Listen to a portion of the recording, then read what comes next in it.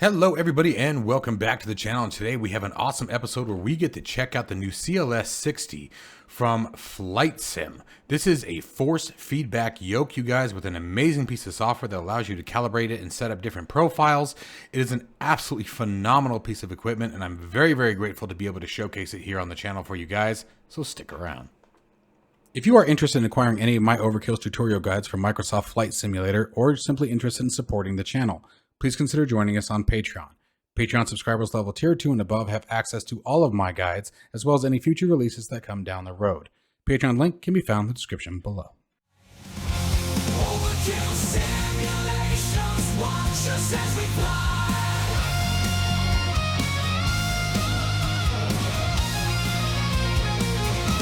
Overkill simulations, a thrill will never die.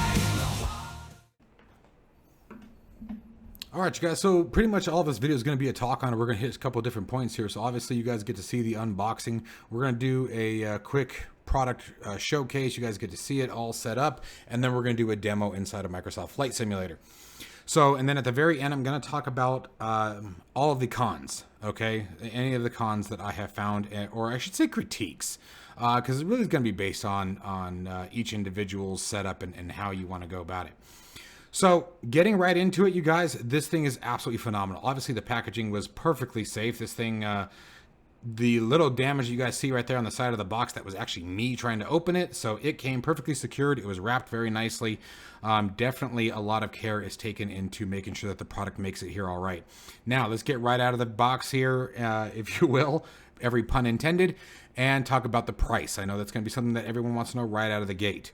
So I am not trying to say by any means whatsoever this is cheap, but in comparison to its competitors, the CLS60 comes in significantly below at right around $800 US.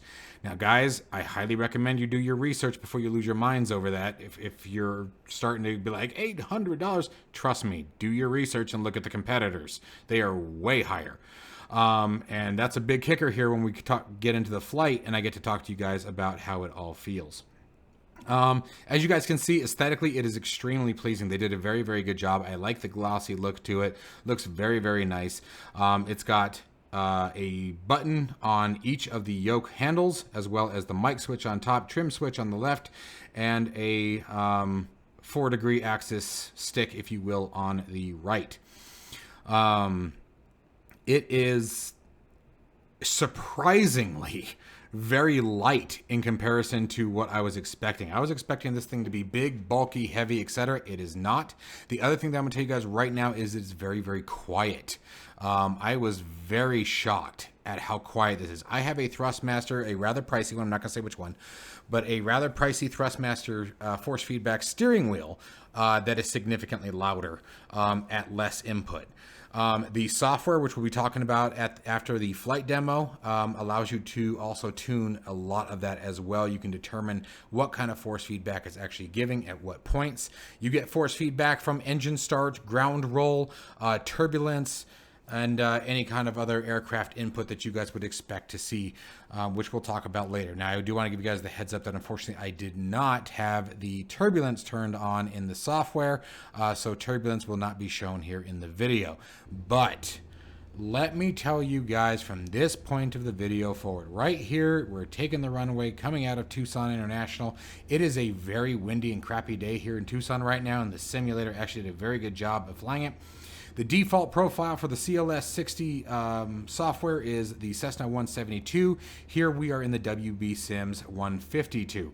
I just find it to be a better aircraft than the 172s. Now I do have the WB 172, and for whatever reason didn't think about that when I flew this. Don't hold me accountable here. I can't be responsible for my own actions. Wait, what? Anyways, right off the gas here, off the gas. As soon as I push the throttle forward, I started feeling the vibration increase in the yoke. I started to feel the yoke sort of bouncing around as the aircraft started to roll and wiggle. By the way, you guys, I don't have rudder pedals under my desk right now, so I was actually using a twist grip on that stick to the left. So don't again, sorry for the goofy flying, is sort of required.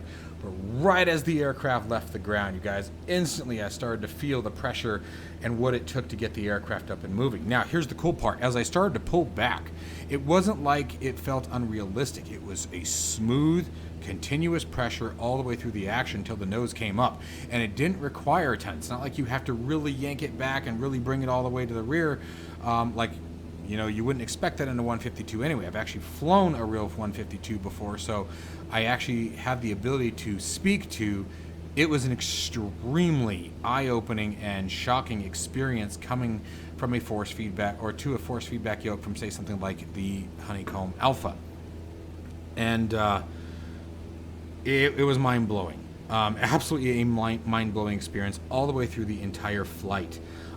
You can see here I'm on the fingertips now, and it was still a constant feel of control. Now here's where this got absolutely ridiculous, and I was not expecting this to be as cool of a feeling as it was. But let's talk about trimming the aircraft. Because it is force feedback, right? As you pull back on the yoke and you get your desired angle of climb or descent or whatever you need to do in order to keep the aircraft level, as you use the trim, which you do not have to bind in the sim any longer because it is force feedback, when you use the trim switch, you're actually trimming the position of the yoke as you would in real life. So that, as silly as it sounds, was probably the biggest immersion making experience that I could have ever thought it was going to be. The entire process and the entire flight was phenomenal. We'll talk about the landing here in a minute. But trimming the aircraft was really cool because, as I said, you would take your fingertips, you know, as you normally would, as I'm doing there, and you guys can see me trimming it right now. You pull the yoke back, and then you would trim until the yoke was in the position, until the back pressure was released from your fingers. Okay, or at least very minimal to where you maybe only had to just put a light pressure on the yoke to keep it to where you want it, just as you would in a real aircraft. And again, you don't trim or set the trim in the simulator any longer because it's force feedback. And so that was a really immersion, like I said, creating experience. I was not expecting something as simple, quote unquote, as the trim to have such a large impact on how I was flying the aircraft. As far as the rocking left to right, again, same thing. Because it was force feedback and because you were getting the inputs on the ailerons and elevators that you would feel in the real aircraft, you're finding yourself flying the plane much more frequently. You're not just like, and what I mean by that, okay, so whether I'm using the flight stick in my cockpit or let's say a Honeycomb Alpha, whatever it may be, when it's not force feedback, you sort of just more or less set it and forget it, right? You sort of put your hand where you want it to be and the aircraft just goes. With the force feedback, you're getting that response that the aircraft is receiving as it's being bounced around the air. So although it's not dramatic, and it wouldn't be in the real plane either in this particular scenario, you're still doing those micro adjustments to the controls. The descent and landing was actually probably the most fun. Now, if you guys have been watching my channel for any length of time, you guys know that I am notorious for space shuttle landings. So again, don't yell at me. It's just what I do. 3 degrees of glide slope is more of a suggestion for me. It's not a requirement. Anyway, moving forward. The landing was absolutely neat. Again, because admittedly, right, one of my bigger problems and one of the things that I do not do as often as I should when in flight simulation is trim for the approach. I usually just set my speed and then last second I find myself pulling back, and you guys will actually see here where that actually bites me a little bit. That habit does, because here I actually trimmed the aircraft as I got onto where I felt my approach was, but I came in very fast, and so I had to float for a while. Again, having that trim just changed everything. But not only the trim, but just the overall control and stability of the aircraft and feeling what it was doing. Honestly, just tossing this out there to anyone, I never thought it would be something as silly as it is, but now someone needs to make some force feedback rudder pedals, because after feeling a force feedback yoke, you get force feedback rudder pedals and combine both of those with virtual reality, you're in the real damn plane. Okay, if you can actually feel on the ground what it's doing, and this part was so cool. This was so much fun right here. So you can see, pulling back, coming back a little further. I'm still not recognizing that. Yeah, you got to keep bleeding. I'm feeling it. And then right as it touches, I start feeling that vibration. I have to reach for the damn twist grip again. But I start feeling that vibration in the yoke, and it was just a mind-blowing, flight-altering experience. And if you are someone who is either very die-hard or maybe someone who's looking for study level, you know, you're like me and you want to aspire to be a real pilot and have something to really practice on, you want to look into this.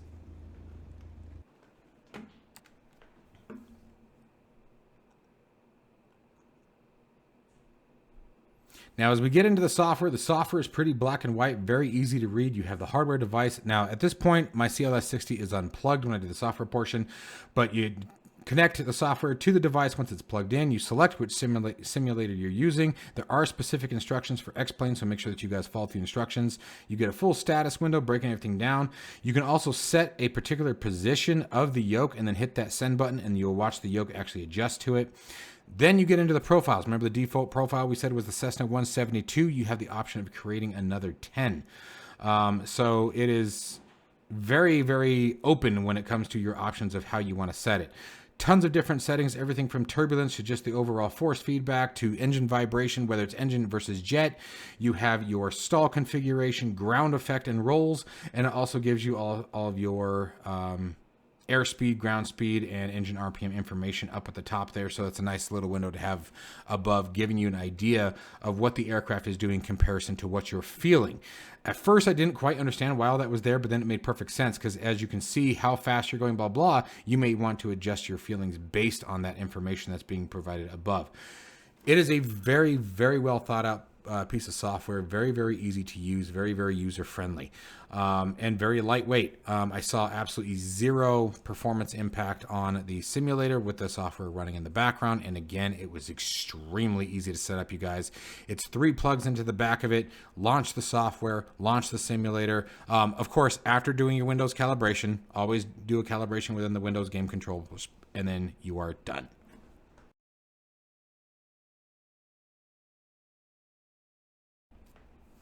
All right, as we take one last little tour around the device and the incredible nature of it, let's go ahead and talk about the things that I would change if I could.